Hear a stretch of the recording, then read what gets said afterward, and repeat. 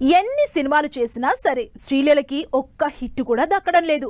ఈ ఇయర్ 3 సినిమాలు రిలీజ్ చేస్తే అన్ని బాక్స్ ఆఫీస్ దగ్గర డిజాస్టర్ అయ్యాయి. ఈ రేంజ్ లో ఫ్లాప్లున్న ఆఫర్స్ విషయంలో ఎలాంటి ఢోకా లేని శ్రీలీలకి బాలీవుడ్ అయినా సక్సెస్ ఇస్తుందా? ప్రెజెంట్ శ్రీలీల ఆశలన్నీ కూడా బాలీవుడ్ మీదేనా? చేతిలో హిట్స్ లేకున్నా బిజీ హీరోయిన్ అనిపించుకుంటోంది శ్రీలీల.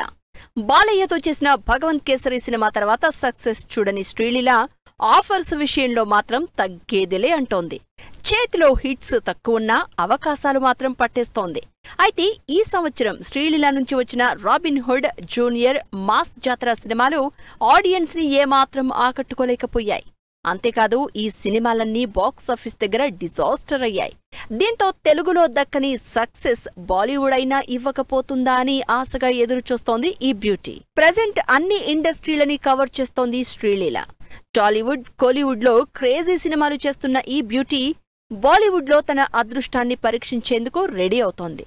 సౌత్ సినిమాలతో సూపర్ క్రేజ్ సొంతం చేసుకున్న ఈ గ్లామర్ గర్ల్ బాలీవుడ్ డెబ్యూకి రెడీ అయింది. కార్తిక్ ఆర్యన్ హీరోగా, అనురాగ్ బసు డైరెక్ట్ చేస్తోన్న ఆషికీ 3 తూ మేరీ జిందగీ సినిమాతో నార్త్ లో అడుగు పెట్టనుంది శ్రీలీల. రొమాంటిక్ మ్యూజికల్ ఎంటర్టైనర్ గా ఈ సినిమాని తెరకెక్కిస్తున్నారు డైరెక్టర్ అనురాగ్ బసు.